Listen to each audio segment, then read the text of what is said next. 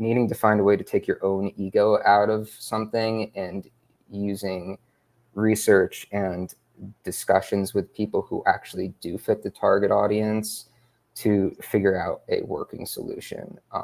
And, in design school, we do get to self-direct our projects a lot too. And so that makes it easier. But when you're designing for somebody else entirely, that's like, I couldn't relate to any of this. It's a completely different experience. And it does make it less about art and more about like a blue collar service you're providing to somebody that removes yourself from it.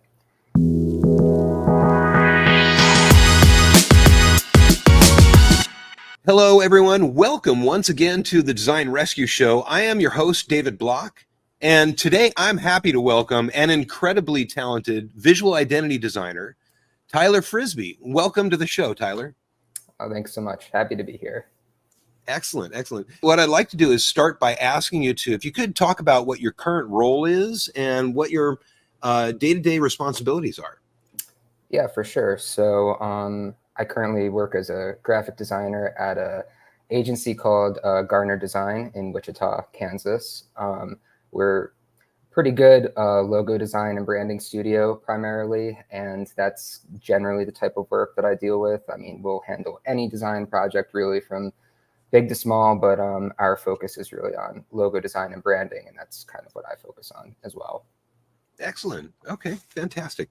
So then, so you attended the Hudson Valley Community College first, and then you earned your bachelor's degree in fine arts, in graphics and media design from the Sage College. Is that correct? Mm-hmm. Yes, that's right. Excellent. Could you, now looking back at those days, could you share a little bit about what was the biggest takeaway from your time in school that has stuck with you in your routine today? I have admittedly a more pessimistic view of school than probably you would hope for, given your background, but that's just based on my own experiences. I think it's essential, but I think there's a lot of ways in which design education could be reformed as well. I don't think school currently prepares you very well for the everyday tasks that you perform as a designer, just broadly speaking. Kids tend to be lacking practical skills or even basic knowledge of the Adobe programs when they end up coming on as interns at some of the companies I've worked for.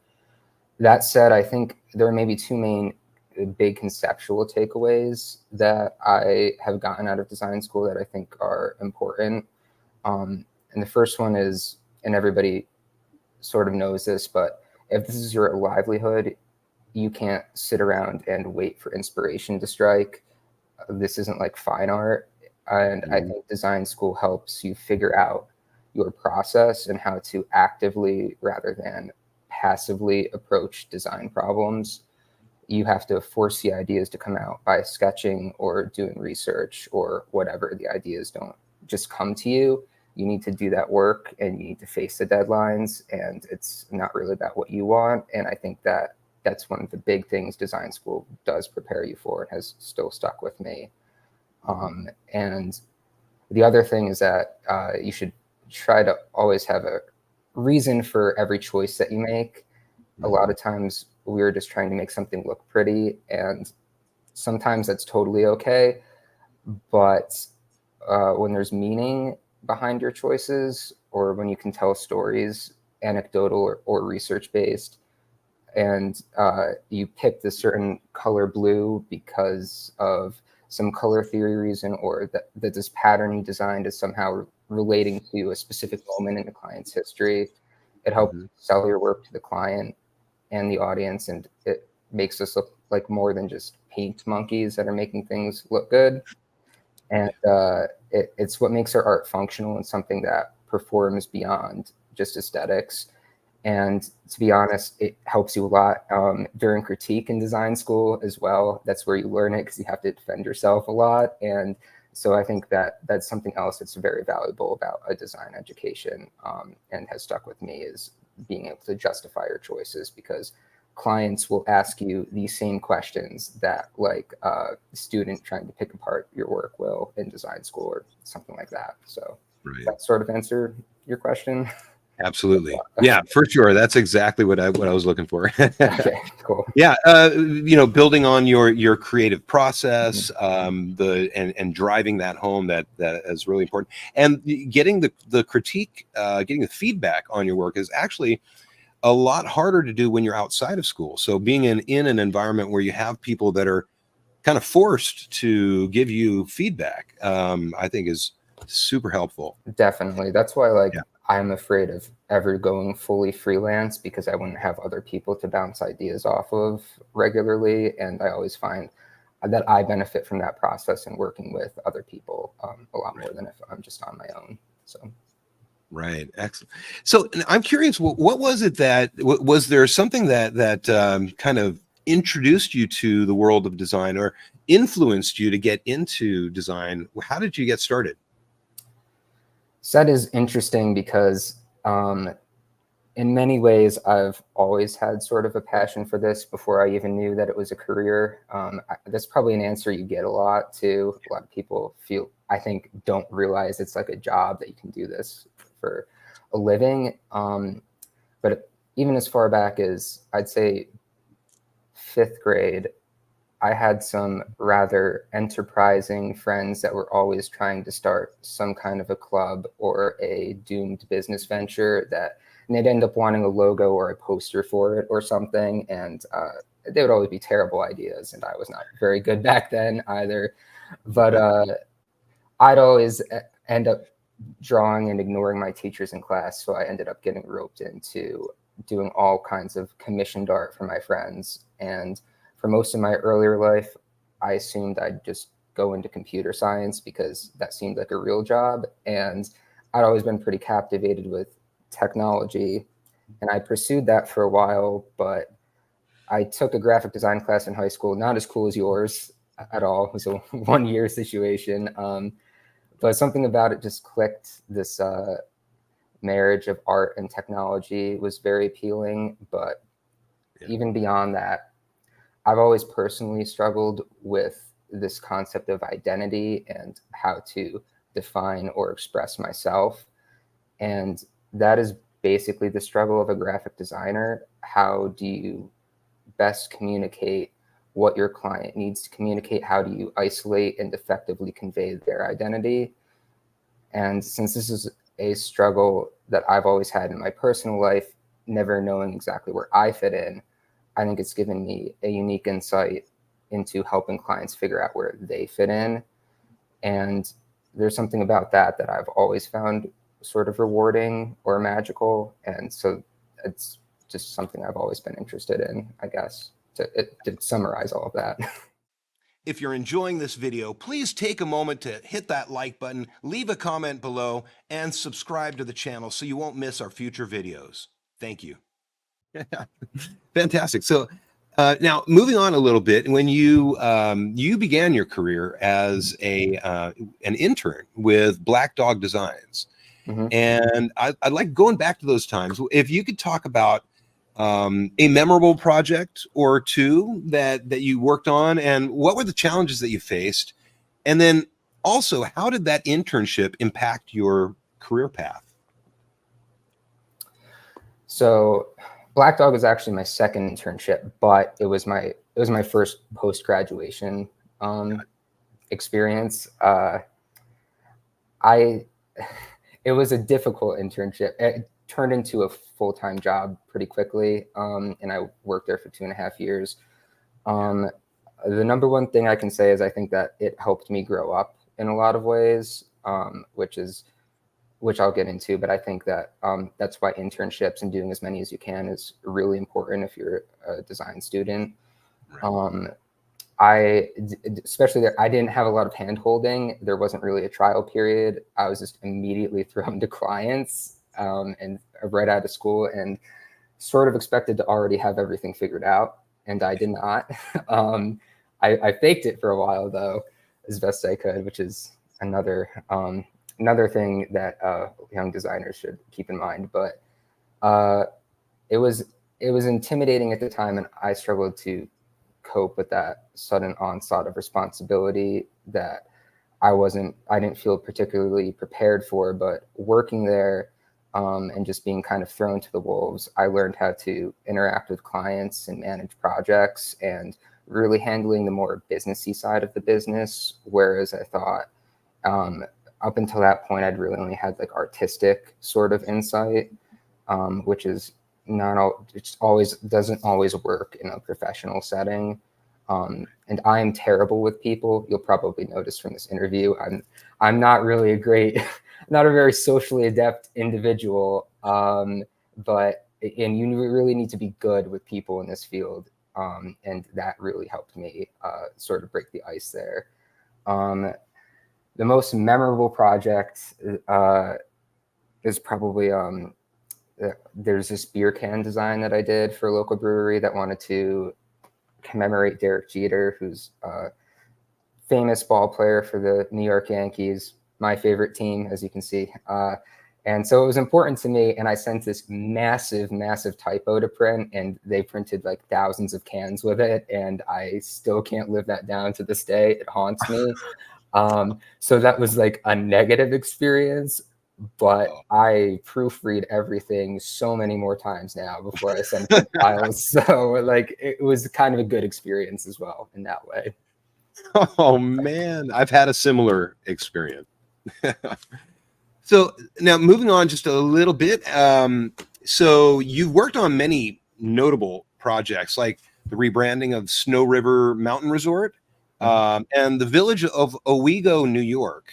I'd love to hear about your creative process and challenges you encountered, or, you know, just how did those projects go? Can you talk about them? Yeah. Snow River is probably the best one to focus on. That was kind of a complicated project, so it's all over the place. So I'm sorry, but I'll do my best. It's kind of one of my favorite projects for a number of reasons too, because what I love is how it turned into such an extensive logo and branding family system that the parent mark really set up their brand guidelines in such a way that any designer in the future, since I don't work there anymore, could hop in and work on this with the setup pretty easily if they needed another like restaurant logo at the resort or something, since it all follows this sort of brand language. And I think setting up that sort of system is very fascinating for me personally. And it's one of the bigger projects I've worked on, which is cool, but it was stressful at the time. I worked on that project at Trampoline Design, and I wasn't involved from the beginning. Snow River was originally called Big Snow Resort, and they had two sort of sub mountains under its umbrella that had some pretty questionably offensive Native American names. So that's kind of what precipitated their wanting to rebrand. And so they contacted Trampoline for that full rebranding process and started with naming. I wasn't involved in that. And then strangely, the client selected brand colors before any design work started being done by us because they needed to order new equipment for the mountains, and they were limited to the paint swatches that the manufacturers had available for like chairlifts and that kind of thing. And so the color choices were preordained, and we kind of had to work backwards from that, which is not the usual or ideal process at all. So I always thought that was sort of fun because like they were not great colors. I don't think they're colors that we would have landed on originally. We made them work though. From there, it was a pretty standard job. I and two other designers, Oliver and Casey, all worked separately on different concepts and directions. That was sort of the process that we had at that agency. And this was a pretty tight turnaround. I had some rough history trying to rebrand a ski resort at my first internship. Shout out to the Overt Media crew, if any of you are listening. So I was really determined to nail it and spent a lot of late nights in Brooklyn at the time trying to churn ideas out that fall. One of the big things we needed to keep in mind was that this would need to be more than a one-off logo, but establish that brand system I mentioned going forward. And the resort logo needed to tie into the individual logos for the sub-mountains, for the resort restaurants and bars and all of that. So while you're thinking of that primary mark, you really need to be thinking about how that can scale and how that visual language can be developed and applied across the brand from the very beginning, which was a slightly different way of approaching this project. In another sense, though, in some ways that streamlines your thinking, because whatever you make needs to be systematized. So in the case of the final direction for Snow River, the brand was at its core built around the architecture of each logo icon being a monogram combined with an element of nature or something indicative of the resort, an S merged with a snowflake, a B merged with a waterfall, a J merged with a pine tree. It's a sort of formula that you can keep playing forward. And once you design one, you can design the rest. But to just take a step back, my process in general is usually rapid sketching. These are almost more scribbles than they are sketches. And I can't draw to save my life, honestly. I've never been good at it, but this is just a way to rapidly get thoughts out and sort of spatially start to figure out how things might work together. And this would never be shown to a client because it would make me look schizophrenic, probably. But then I move to the computer and I start refining this stuff and mix in research, and via the grace of design God, I come out the other side with some options, I guess.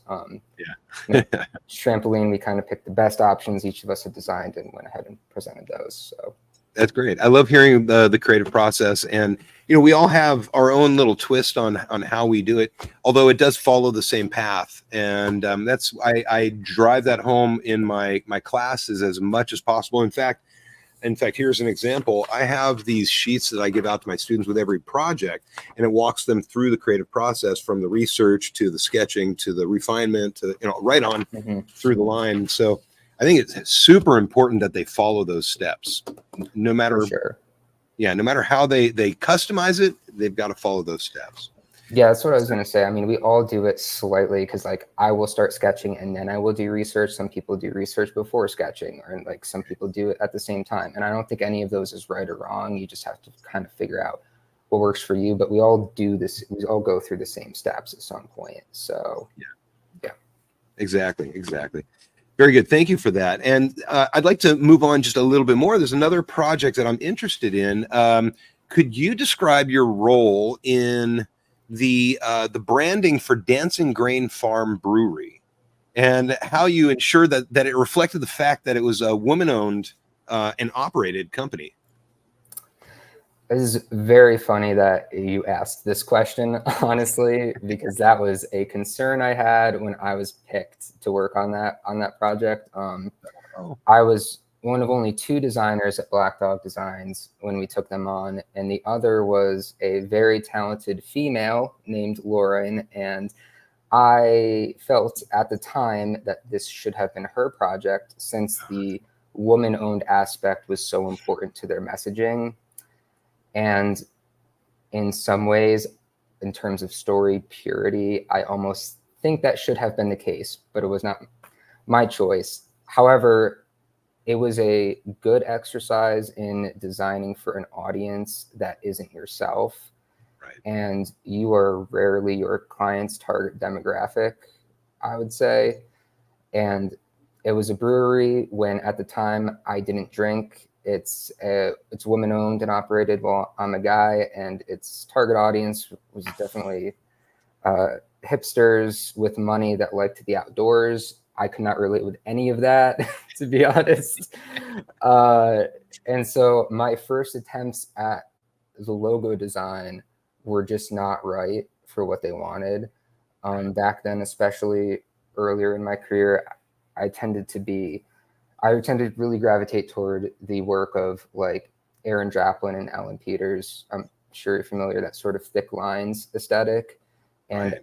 I wanted to do that for everything at the time, just because I liked it. And the client rightfully thought that approach felt too heavy-handed and masculine and bold for the essence they envisioned for their branding.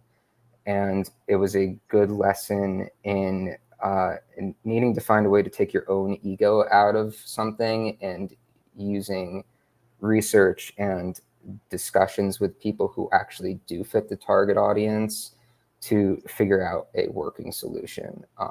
And, you know, in design school, we do get to self-direct our projects a lot too. And so that makes it easier. But when you're designing for somebody else entirely, that's like, I couldn't relate to any of this. It's a completely different experience. And it does make it less about art and more about like a blue collar service you're providing to somebody, that removes yourself from it.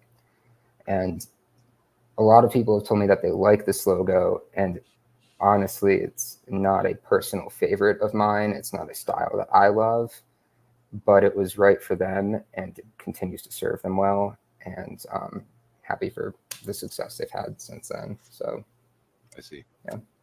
Got it. Okay. All right. Now, I've noticed, first of all, I mean, I follow you on, was it on LinkedIn? I've seen you post about the logos that you've had submitted into, or included into the Logo Lounge books. I've got a logo in number 12. I've got one in number 13. But you've got so many, and I'm curious about your thoughts on the topic of competition and getting yourself into books and things like that. Do you have any tips? First of all, tips for designers that are looking to submit their work, how they might prepare it and approach getting that work into those books and competitions. Yes. So yeah, I've had a few things in Logo Lounge. Definitely not nepotism that I work for the company that puts out Logo Lounge, but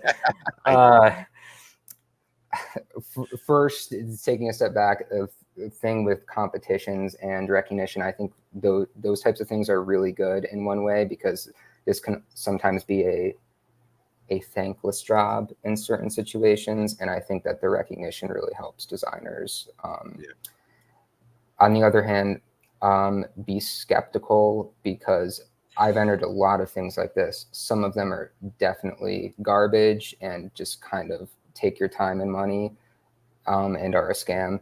Some of them, however, are clearly legit, like Logo Lounge, or stuff through Communication Arts or GDUSA or the One Club. Stuff like that is definitely legit, but just be aware and be vigilant, and do your research on this stuff.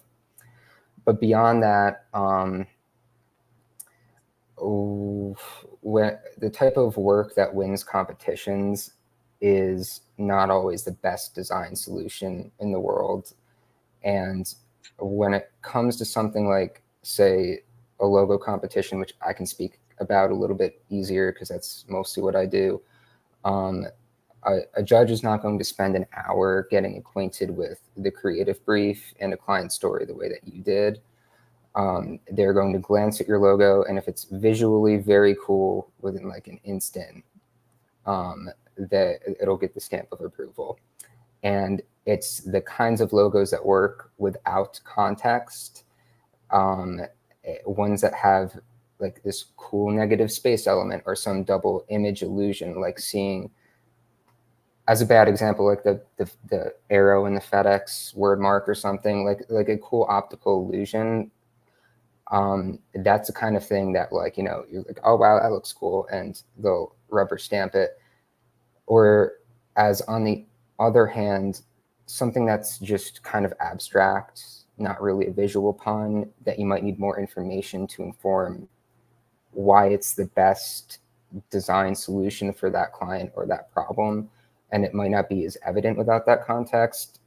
When it's up against hundreds of other logos that are just pretty, that like a busy judge needs to get through quickly, it just won't jump out the same way necessarily, as something that's has that quote unquote cool factor would. Like, I couldn't tell you if the H&R Block logo is good or not, but it is just a green square. And if you're scrolling through that in like a logo competition and you're like, it's just a green square, it might be good for them. And there might be a whole bunch of reasons.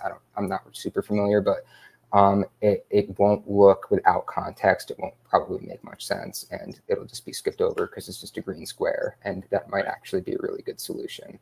So I think when you're selecting work that you enter into a competition, you should always keep that stuff in mind, aim more for deliberate, self-explanatory work than conceptual in those cases. Not to like, I'm not trying to be limiting here. That is just sort of my experience if you want to participate in this stuff, because it's helped me get job opportunities too, I will mention. So in that respect, it can be helpful. Just keep that stuff in mind, I guess. Absolutely. That's great advice. Fantastic advice. And on that note, we've actually made it right to the last question. And boy, that went super fast. Sorry, I'm a fast talker sometimes. No. I pack a lot of information in quick. No, you were great. And I absolutely appreciate your time and your being here. And my last question has to do with advice you might have for students. So, what advice would you give high school students or even, college students coming out, going into the industry that are interested in a career? And I'm curious if you can talk about what steps they could take to start building a strong foundation, strong portfolio. For sure. Have some thoughts. First one's a little bit more pessimistic, but I think it's important. And the number one piece of advice I would give is that you absolutely should not do this unless it is something that you love. I don't think it's always an easy career. It can be emotionally draining. You're not going to get rich from it. You're not going to get famous from it. And you'll spend your whole life trying to convince your family that it's a real job. Everyone wants to be a designer these days, some for the wrong reasons, and to compete in an environment like this where there are so many passionate people like you're doing this podcast fully on your free time, and I'm being a guest on it fully in my free time. We're not really getting anything out of this. We just like talking graphic design, I imagine. You absolutely have to love it or you're going to get burnt out. You have to want to spend your free time doing your own work, exploring, learning on your own outside of school. That stuff maybe sounds cheesy, but very few people I graduated with are working as a full-time practicing designer now. You're going to have to put in more work into this than people that have quote unquote real jobs. But if you do love it, it's going to sustain you and you will find the success and a niche to carve out for yourself if you have the passion for it. Like, I do believe that. So that's sort of the fluffy advice. For more tactile tips, no matter what's in your portfolio, always have one ready, always have a portfolio website and a print portfolio in the works, even when you're not applying to jobs in schools, even when you have no intention of leaving your current job or you're years from graduating, just so you're always ready for opportunities and anything that might, because I've never known, like, the most inconvenient times in my life are when some like real new great opportunity comes up almost all of the time, and you can't plan for that. So you sort of have to expect the unexpected. Just always sort of have that portfolio, keep updating it, and take on freelance projects and personal projects, and keep a steady flow of new work going through that portfolio, or even just an Instagram or a Dribble account or whatever. The work you do on your own is going to propel your abilities and your unique path through the field, as opposed to everyone working on sometimes the same scripted projects in school. That doesn't seem like the case for your high school class, because you have real clients, which is very cool. But like in design school, a lot of the stuff is like design a type specimen poster and everybody has the same type specimen poster. So working on things outside of school without input from others sometimes does give you a little bit of an edge. It adds a little bit of a wow factor and shows what you bring to the table that the other kids don't necessarily. And then just find your own voice. Don't listen to internet-y meme tier design Reddit rules, like never use gradients. There are perfectly acceptable times to use gradients and things like that. Like, don't follow conventional wisdom all the time as though it's gospel. You gotta come up with your own solution sometimes and challenge those expectations. I absolutely agree. You gotta love what you do. When we're in this career, Otherwise, you're going to spend hours and hours and hours sketching and not liking any of it. So, yeah, you got to be into it for sure. Yeah. Yeah, you can. When it comes to creative fields, you can tell when somebody's heart isn't in it too, and like it sounds cheesy, but it does make all of the difference. But like if you do love it and you keep your faith in it, you're gonna be good and you're gonna be okay, and you're gonna find the happiness that you want out of it. So, yeah. Excellent. Well, once again, thank you again for being here, Tyler. I appreciate your time, and this is a great conversation. It's really great to meet you. Oh yeah, great. It's great meeting you as well. Thank you for having me.